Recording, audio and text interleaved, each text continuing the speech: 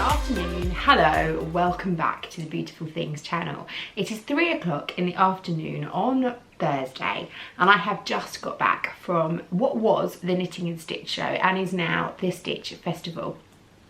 So I thought while I was fresh in the door, I would jump on and give you my haul video basically and let you know what I bought. I'm hiding in the kitchen because the sun is coming in and out and in and out. So I'm going to apologise now for the lighting and then I'm not going to mention it again. So if I go into darkness, that's why. So the show itself was really lovely. I should say here, I did have a press pass to the show, so I didn't pay for my ticket. So thank you, organisers of the Stitch Festival, for setting me up with that. I got to walk around with a funky little lanyard, which was quite cool. But that was awesome. So I applied for that via their website. So if any of you fellow vloggers and sewists would like to apply for one, then that is something that you can do. I have the lovely Charlotte Newland to thank for that, because she recently said to me, Claire, if you don't ask, you don't get, when I asked her how she got involved with all the different projects and things that she got involved with. And she's quite right. And the irony of it is that it is actually one of my biggest mottos that I pummel into my children all the time. We can be out and about and there could be no seats in a restaurant, but I will ask someone for a spare chair. You know, I'm never afraid to ask somebody for something because I always have the answer, well, they can only say no. And if you don't ask, you don't get. But when it comes to crafty stuff, I never do it and I don't know why. So I asked and I got, yay. So I was quite pleased I did. Because obviously I was doing a bit of a whistle-stop visit today. I had to try and squeeze my trip into a shorter time because I have got school runs and things like that that I need to do. So I wanted to get back in time for those. But also I was so chuffed that it had moved location to the Islington Design Centre. So it's now only 3 stops on the tube from Liverpool Street, which is great. So I left at I think about 10 to 2, maybe quarter to 2. It's now 3:05. I popped into Loop London in Islington on my way back home. I popped into Oliver Bonas at the station at Liverpool Street and I sat on the train at Liverpool Street for 15 minutes before it went anywhere, and I walked home from the station. So much easier to get to, so much less time. So I'm secretly hoping it stays at Islington once Olympia has all been done and dusted and fixed up, but we shall see. The only downside was that the aisles are particularly narrow, and I think I mentioned that in my vlog. I'll link the vlog up here in case you haven't seen it, because that will have gone up last Monday. So yes, the aisles were very narrow and it was very much shoulder to shoulder getting your way through the crowds. So if you don't like crowds or you're in a wheelchair or perhaps struggle with walking or need a frame or a stick or something like that, I think you will struggle if I'm entirely honest. Whereas when it's Olympia, the aisles are much wider and I don't feel, although it's busy and it is, there's lots of people, I don't feel that it's quite so kind of shoulder to shoulder as it was at Islington. So it is very compact. I found it really hard, and I need to go and have a good look at the show guide to work out if there was less stalls or more stalls than are normally there. All the old favourites are there, the people you would expect to find are there. And there's a few new ones too, but I don't think there's any more stalls, but the space is certainly smaller. Anyway, by the by, let me show you what I bought.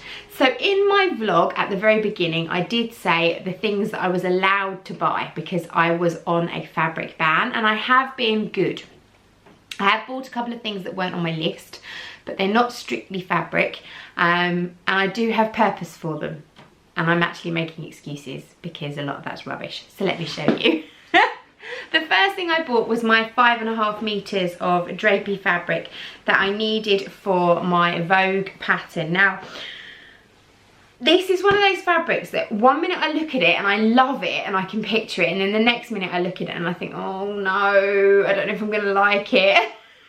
But it's really different. It's way away from anything I'd normally buy. I was expecting myself to get something on a dark background with kind of like a tropical or big leafy print, or you know, full on leopard, or even like a retro bright one, but I didn't. I've gone for something that's really unlike me. So I've gone for blue for a start, which is a colour that I never normally wear, but with these lovely big pink and green and purple flowers all over it. So it is quite bright, but it's so lovely and drapey. It's a peach skin apparently. It's really nice and floaty, and I think obviously I'll need lots of interfacing for the pointy collar, but I can just imagine those big billowy sleeves in this. It's going to be lovely. So that was 5 metres. It was £8, no, 5.5 metres. It was £8 a metre, and the chap was really nice. When I said to him, he could obviously tell I was a bit uncertain, so he gave me 5 metres, he gave me 5.5 metres at the price of 5 metres, so it was £40. So that is quite a lot, I know, but the kind of the kind of shirt dress that I'm gonna make, I don't think you could buy that in a shop for probably under £150. And I think I'm going to love it. I hope I'm going to love it. But that's the only piece of fabric that I've bought for me, and it was allowed, and I can very clearly say Sian made me do it. So let me dive into my bag of goodies. Oh, this bag was a free bag, and it was from the lovely people at Express Craft. I featured them on my vlog. They were showing me all about sublimation, and they gave me the little purse that they made for me with the sublimation inks, and I am going to jazz that up with some words on my Cricut. And I bought from them a sheet of heat transfer vinyl, and I think you'll know why. This is wonderful. All I need to do now is get myself a plain black sweatshirt.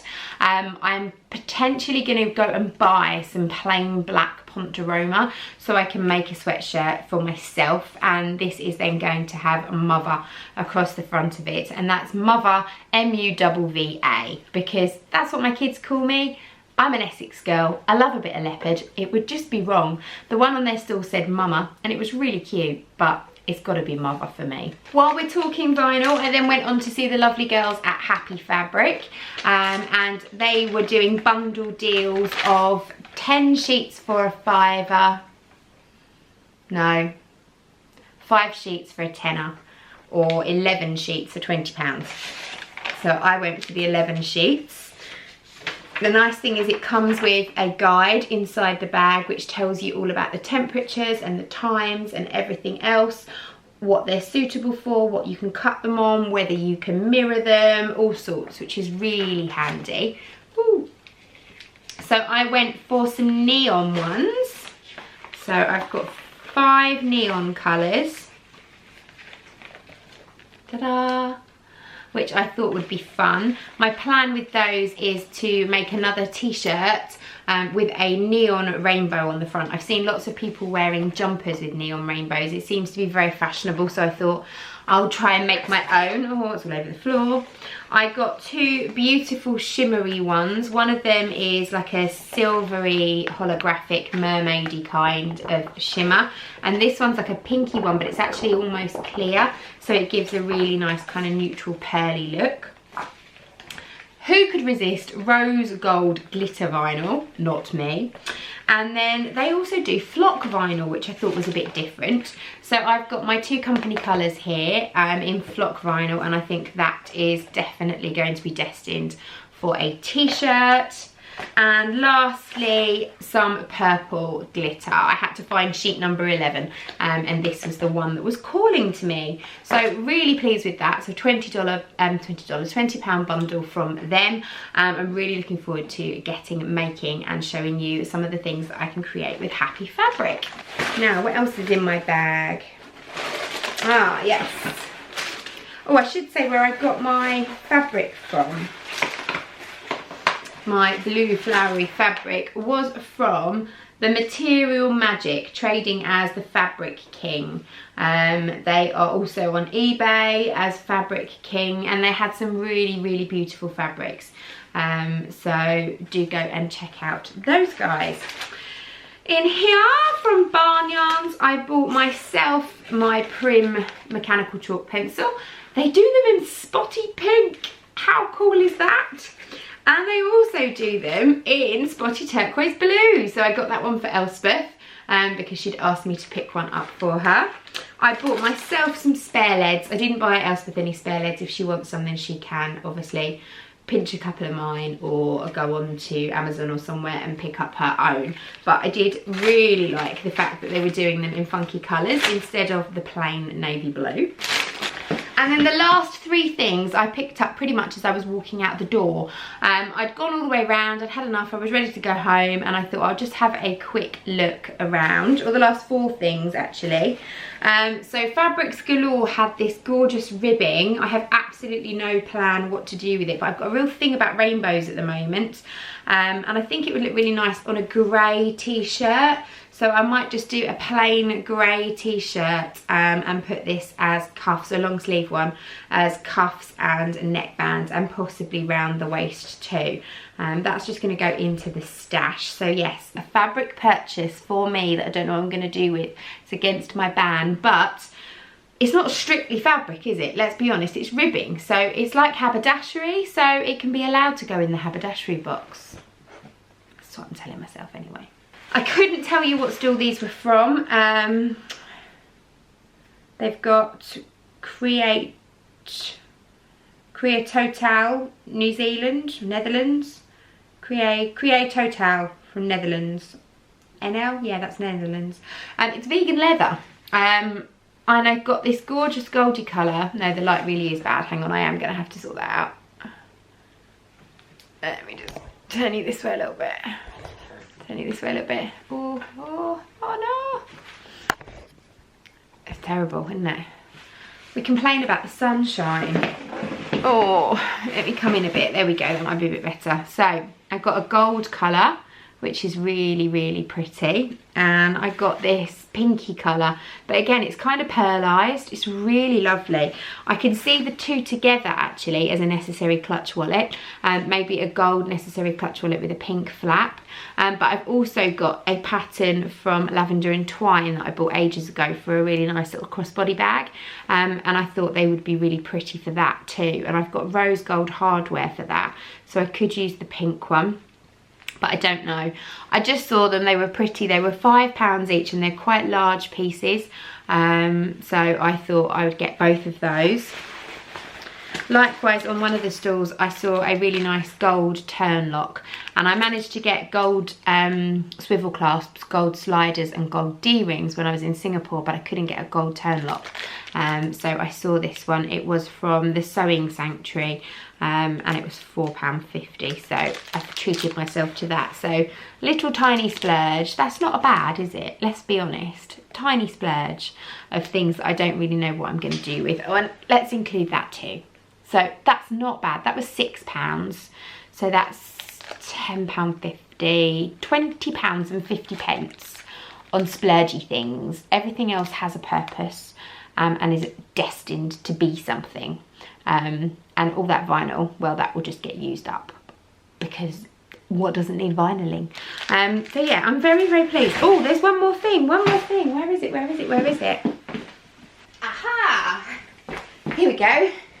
This is from Fabrics Galore. Now, if you follow me on Instagram and you'd seen my Instagram stories, it was so cold walking home from the station that I actually used this piece of fabric as a scarf, hence why it's out there on my sofa. It is stretch velvet, which I think is really quite cool. I need to make a skater skirt for little Miss Max. She is going to be Luna Lovegood. By the time you see this video, you will have probably seen her as Luna Lovegood, because it is Thursday week. No, a week today is World Book Day. She wants to be Luna Lovegood. Luna Lovegood has a skater skirt, which is covered, it's navy blue or black, and it's covered in kind of bright,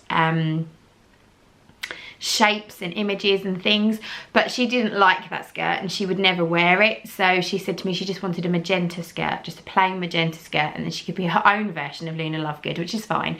But I said I'd make it for her, but obviously I wanted to make it so that she might actually wear it again, and it wasn't just a fancy dress costume, because otherwise you're putting loads of money into these costumes and they cost loads to make and then they never wear them again. So I thought, let's make a skirt that she's likely to wear.